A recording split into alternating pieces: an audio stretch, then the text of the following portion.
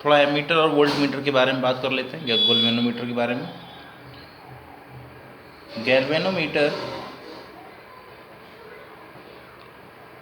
इसको हम सिंपली जी की तरीके से भी रिप्रेजेंट करते हैं।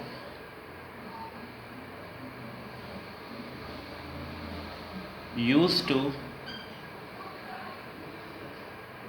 डिटेक्ट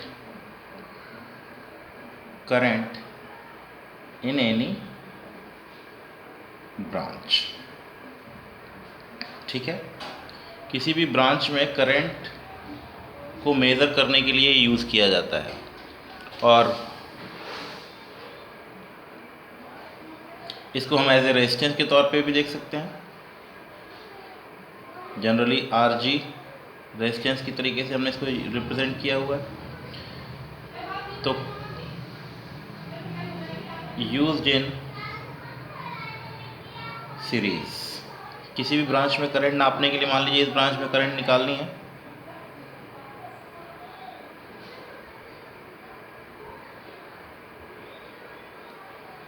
तो इसके साथ गैल्वेनोमीटर सीरीज में जोड़ दिया जाएगा। ठीक, इसके खुद के पास एक रेजिस्टेंस होगा, जिसकी वजह से ये हो सकता है ब्रांच में से करंट को कम डिटेक्ट करे। तो इसको एमीटर में कन्वर्ट कर दिया जाता है और वोल्ट मीटर में कन्वर्ट कर दिया जाता है। एमीटर, अब एमीटर में कन्वर्ट करने के लिए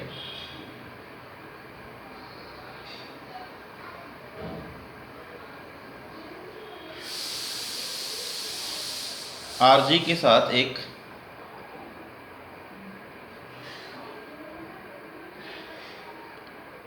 शंट को जोड़ दिया जाता है। ठीक है, इसके अंदर IG जो होती है प्रोपोर्शनल टू डिफ्लेक्शन होती है। तो IG को हम नाप सकते हैं K थीटा। कैसे नापेंगे, मैग्नेटिक फील्ड वाले चैप्टर में पढ़ेंगे हम।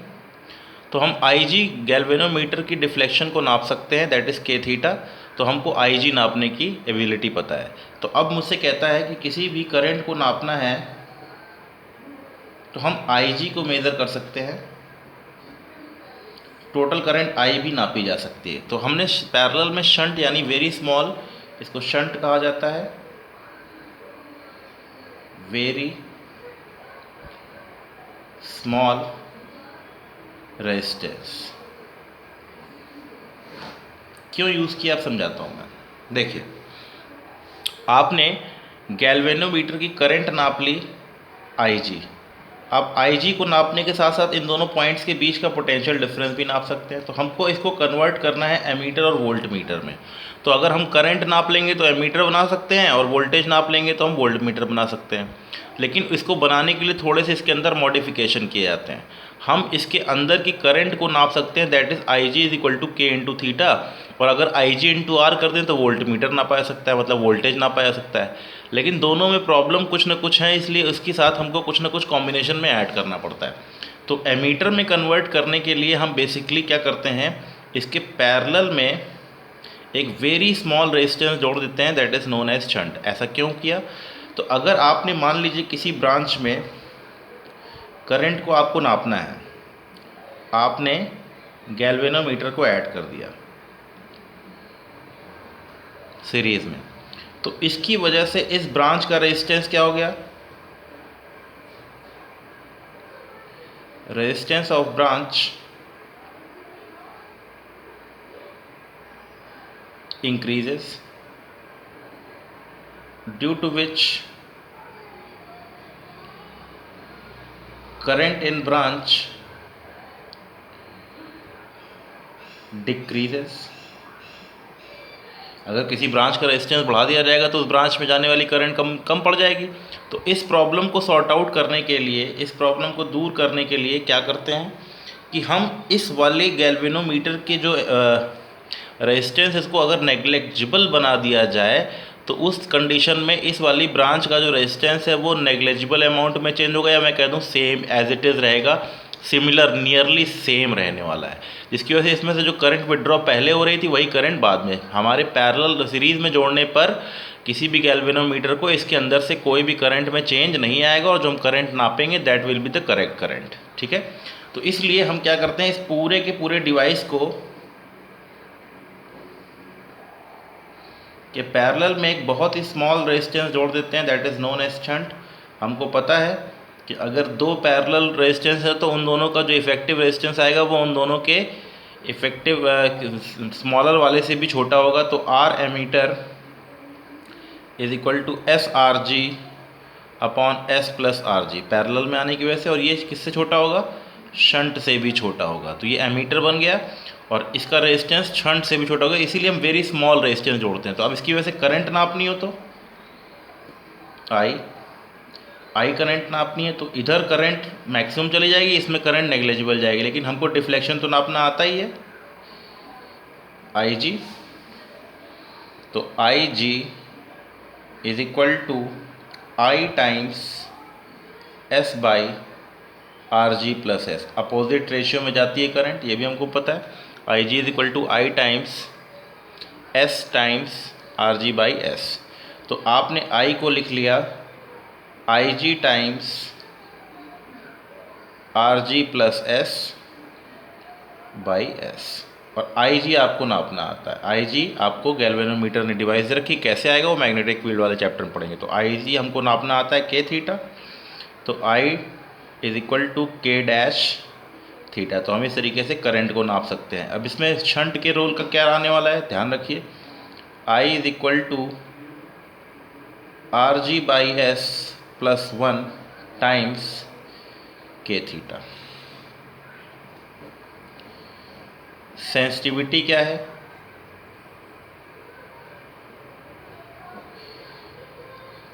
थीटा बाई आई, ठीक है। ज़्यादा एंगल डिफ्लेक्ट करे कम करंट के लिए, तो थीटा बाई आई को हम सेंसिटिविटी बोलते हैं। तो थीटा बाई थीटा क्या है, एंगल रोटेटेड। थीटा क्या है, अगर हम गैल्वेनोमीटर डिवाइस को बनाएं तो ये जितना एंगल घूम जाएगा उस एंगल के बारे में ही बात हो रही है। तो एंगल थीटा पे डिपेंडेंसी आ जाएगी, हमको इसको अभी पढ़ना नहीं है, ये हमको समझ में आ जाएगा मैग्नेटिक फील्ड वाला। अभी सिंपल सा रोल याद करना है, theta by I is equal to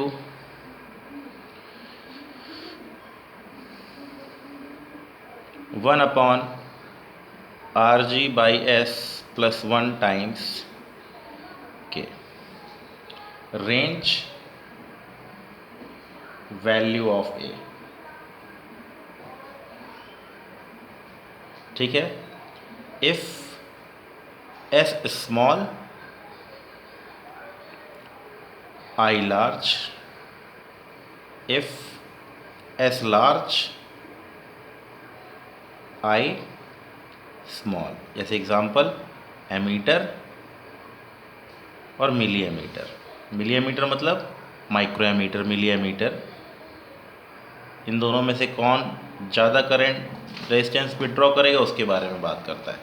तो रेंज और सेंसिटिविटी, किसकी सेंसिटिविटी ज़्यादा है, मिली एमीटर की सेंसिटिविटी ज़्यादा है। सेंसिटिविटी का मतलब छोटी से छोटी करंट को नापने की एबिलिटी, कितना कम, छोटी सी करंट पे भी कितना ज़्यादा डिफ्लेक्ट कर लेता है, that is known as current sensitivity, ठीक है।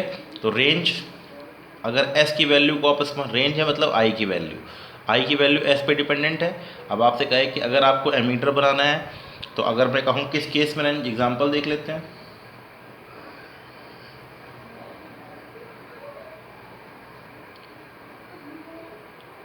If we add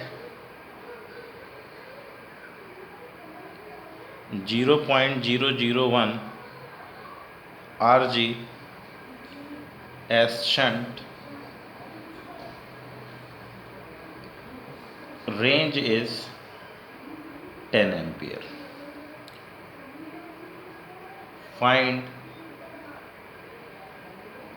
value of shunt when range is 100 ampere. तो आप समझ सकते हैं आसानी से, आई की वैल्यू दे रखी है, के थीटा की वैल्यू को एज इट इज रहने देते हैं। I1 by I2 is equal to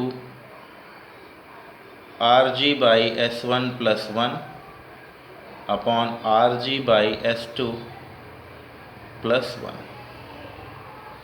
अब आप दोनों केसेस में रेंज I1 की वैल्यू 10 एम्पियर, दूसरे वाले केस में I2 की वैल्यू दे रखी है वैल्यू पुट कर देंगे, आपको S1 S2 की वैल्यू कैलकुलेट कर लेगा। इसी तरीके से कहता है कि गैल्वेनोमीटर की एबिलिटी मतलब IG की मैक्सिमम वैल्यू दे देगा, बर्नआउट पीरियड मतलब कह देगा कि IG की मैक्सिमम वैल्यू इतनी है,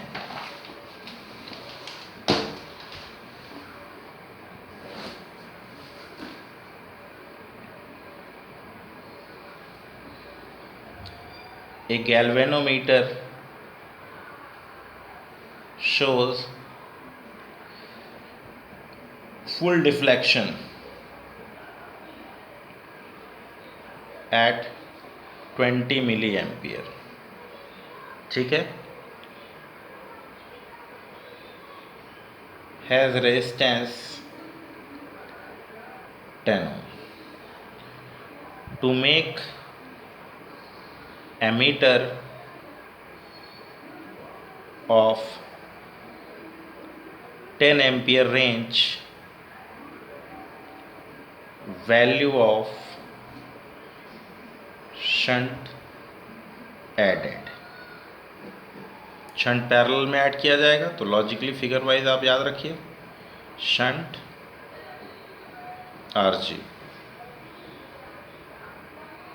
आरजी की वैल्यू 10 ओम दे रखी है। इधर से कितनी करंट नापनी है, 10 एम्पियर नापनी है। इधर कितनी जा सकती है, मैक्सिमम रेंज कितनी है इसकी, 20। फुल स्केल डिफ्लेक्शन मतलब इसकी औकात इतनी है 20 मिली एम्पियर। तो इसकी औकात हमको 10 एम्पियर बनानी, तो अब एस की वैल्यू निकालनी है, तो एस की वैल्यू निकाल लीजिए। तो 20 milli ampere is equal to 10 ampere into S by R G plus S. R G की वैल्यू दे रखी है, एस की वैल्यू कैलकुलेट करनी है, मिली एम्पियर एमीटर, तो इसको पहले 10 टू पावर माइनस 3 से मल्टीप्लाई कर लीजिए। 2 into 10 to power minus 3 is equal to S by 10 plus S. इधर लेके चले जाइए, 0.02 plus 0.002 S is equal to S, तो 0.998 S is equal to 0.02। Solve कर लीजिए, एस की वैल्यू आ जाएगी, ठीक है। तो इस तरीके से आप इसकी वैल्यू भी कैलकुलेट कर सकते हैं, देखेंगे तो वैल्यू आपको मिल जाएगी। इसी के अकॉर्डिंग आप इसके रेजिस्टेंस की वैल्यू को 10 एमीटर में कन्वर्ट करना है, और इसकी 20 मिली एम्पियर तक की रेंज है, तो इसके अकॉर्डिंग आप देख सकते हैं। तो 20 milli ampere is equal to I times S by R G plus S. S की वैल्यू पता ही है, वैल्यू पुट कर दीजिए और उसके अकॉर्डिंग चेक करके वैल्यू निकाल लीजिए, ठीक है, फुल स्केल डिफ्लेक्शन के केस में। और इसके लिए फॉर्मूला जरूर याद रखिए, क्या, आई इज इक्वल टू ये वाला फॉर्मूला याद रखिए। के थीटा तो हमको डिवाइस देगी, तो इसके बारे में हमको ज़रूरत नहीं है ना, हमको कैलकुलेट करना है। ये अभी हम मैग्नेटिक फील्ड पढ़ेंगे तब हमको आइडिया लग जाएगा। कुल मिलाकर के आई बराबर I G into R G plus S. अच्छा, आइडियल एमीटर कौन सा है, आइडियल एमीटर वो है जिसका रेजिस्टेंस, जो सिंपली एमीटर दे रखा है उसका कोई रेजिस्टेंस नहीं रखा है। Ideal ammeter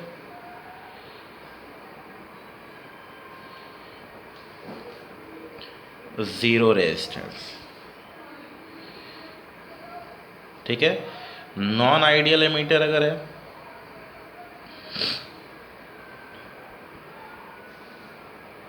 non zero resistance है, इसको कैसे सॉल्व करेंगे, कुछ नहीं, इसको रेजिस्टेंस मानिए, इसके अकॉर्डिंग ही सॉल्व कीजिए। Assume it as a resistance given and calculate current in given resistance।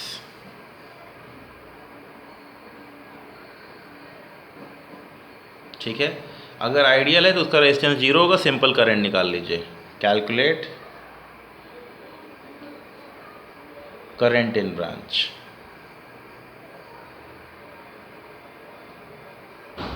और अगर नॉन आइडियल है तो नॉन जीरो रेजिस्टेंस, तो assume it as a resistance, इसकी वैल्यू को रेजिस्टेंस मान लीजिए, इसमें करंट निकाल लीजिए, अपने आप सॉल्व हो जाएगा। अब इसको वोल्ट मीटर में, गैल्वेनोमीटर एज वोल्ट मीटर, इसको कन्वर्ट करना है वोल्ट मीटर में। तो गैल्वेनोमीटर कॉइल दे रखी होगी RG, नाप सकती है ये IG, क्योंकि हमको IG के बारे में पता है, that equals to K theta. तो इसके क्रॉस का वोल्टेज भी निकाला जा सकता है, VG is equal to IG into RG, अगर RG पता हो। लेकिन ये डिवाइस हम जब यूज़ करते हैं किसी के क्रॉस रेस्ट वोल्टेज निकालने में,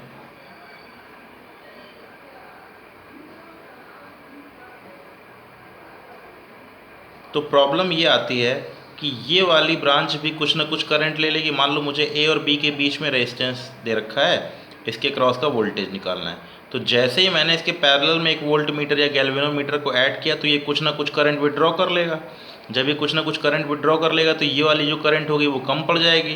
जब ये करंट कम पड़ जाएगी तो इसके क्रॉस का वोल्टेज भी कम पड़ जाएगा। जब वोल्टेज कम हो जाएगा तो रीडिंग तुम्हारी गलत आ जाएगी। इसीलिए गैल्वेनोमीटर को वोल्ट मीटर में कन्वर्ट करने का तरीका है, गैल्वेनोमीटर के साथ एक लोड रेजिस्टेंस जोड़ दिया जाता है RL, ये बन जाता है वोल्ट मीटर, और इसका रेजिस्टेंस भी मिल जाता है, that is R galvanometer plus R load resistance. तो लोड रेजिस्टेंस के ऊपर डिपेंडेंसी आ गई और V की वैल्यू आ जाएगी IG into RG plus RL। RL क्या होता है? Very large resistance. RL is very large such that current is negligible in galvanometer. ठीक है, क्यों करंट को नेग्लिजिबल करना है? क्योंकि अगर इसने करंट विड्रॉ ज़्यादा कर ली, करंट विड्रॉ करने पे ये वाली करंट कम हो जाएगी, तो ये ना के बराबर करंट विड्रॉ करे तो मैं सारी करंट लगभग इसी ब्रांच से गुजर जाएगी। जब सारी करंट इस ब्रांच से गुजर जाएगी तो इसके क्रॉस का वोल्टेज भी चेंज नहीं होगा। तो इसीलिए आइडियल जो वोल्ट मीटर होता है उसका रेजिस्टेंस इनफाइनाइट लिया जाता है। अब इसके क्रॉस का वोल्टेज निकाल लेते हैं।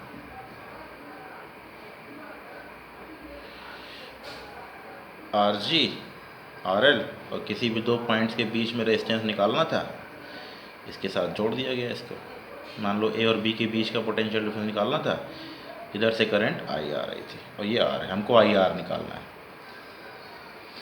इधर चली गई करंट IG, तो IG is equal to I times R upon RG plus RL plus R। भाई अपोजिट रेशियो में डिवाइड होने वाली कहानी, करंट अपोजिट रेशियो में डिवाइड होगी। V is equal to IR that equals to IG times RG plus RL plus R, और IG की value हमें पता है कितनी होती है, K थीटा टाइम्स। तो वोल्टेज की वैल्यू आ गई RG plus RL plus R times K theta. हम ये भी लिख सकते हैं IG के टर्म में, या approximately V is equal to IG times RG plus RL। External resistance negligible है इसके कंपैरिजन में, इसको हटा देते हैं, इज इक्वल टू IG या RG plus RL times K theta. Approximately, हम बाहरी वाले को ध्यान में नहीं रखते। अब सेंसिटिविटी, फिर वही कितना डिफ्लेक्शन पर यूनिट वोल्ट के लिए, that equals to K times RG plus RL। Sensitivity बढ़ाने के लिए लोड रेजिस्टेंस घटाना पड़ेगा। एमीटर में उल्टा होता है, एमीटर में क्या करना पड़ता है, सेंसिटिविटी इसमें यहाँ लिख लीजिएगा, S इंक्रीजेस, ये वैल्यू छोटी ये वैल्यू बड़ी, sensitivity increases, S decreases, sensitivity decreases. इस केस में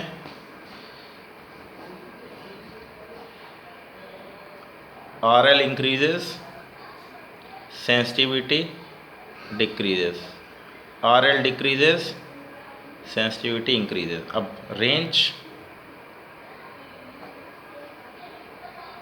R L large, V large, R L small, V small. अब मुझे मिली वोल्ट मीटर बनाना है तो वो बताना पड़ेगा। अगर मुझे सिंपल तरीके से बताना है तो अब मुझे इसी तरीके से रेंज वाले क्वेश्चन पूछ लेगा कि रेंज कितनी है। तो अगर जीरो डिफ्लेक्शन दे रखा है तो R G into R L कर लिया। तो ध्यान दीजिएगा इस पर।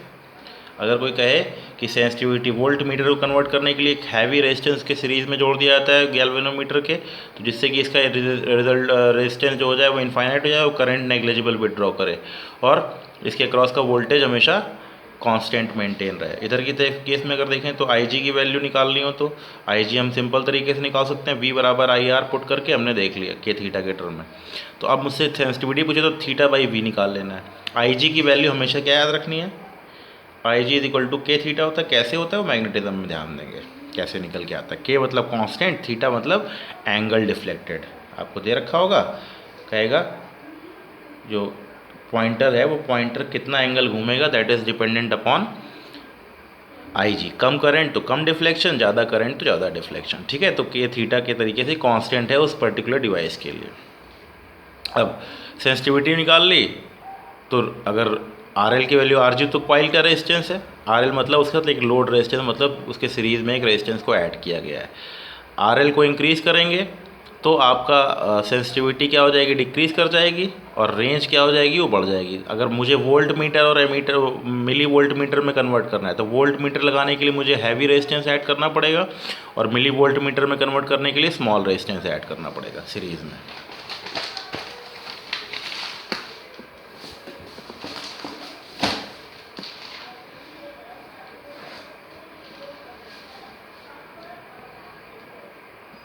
आई जी की वैल्यू दे रखी है 0.0002 एम्पियर। ठीक है, और गैल्वेनोमीटर का रेजिस्टेंस हमने कह दिया आर जी की वैल्यू दे रखी है 100 ohm. To convert in volt meter of range 100 volt या 10 वोल्ट में कन्वर्ट करना है, range 10 volt. How much resistance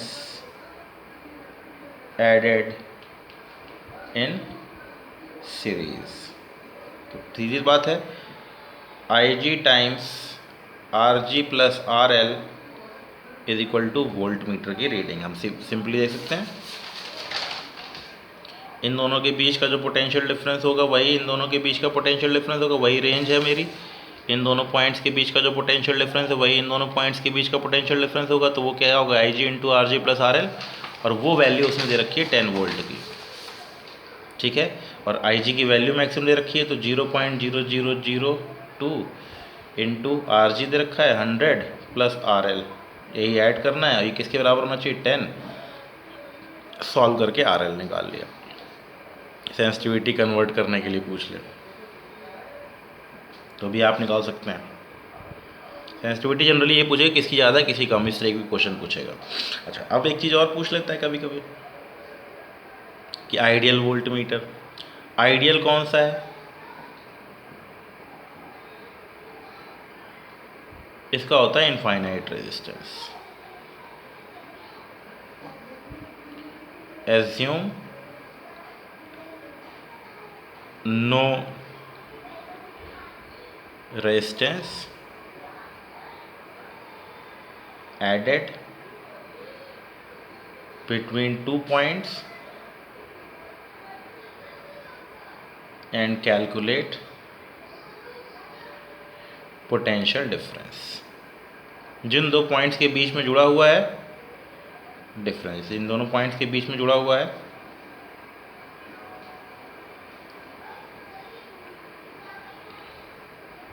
तो V की रीडिंग हो जाएगी VA माइनस VB।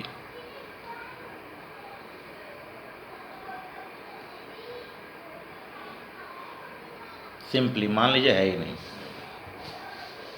और अगर नॉन आइडियल है तो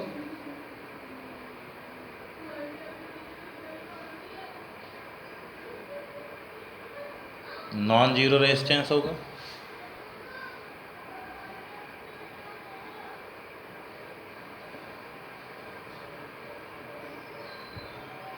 assume resistance added and then उसको रेजिस्टेंस मान के उसके साथ ऐड कर दीजिए and then calculate potential difference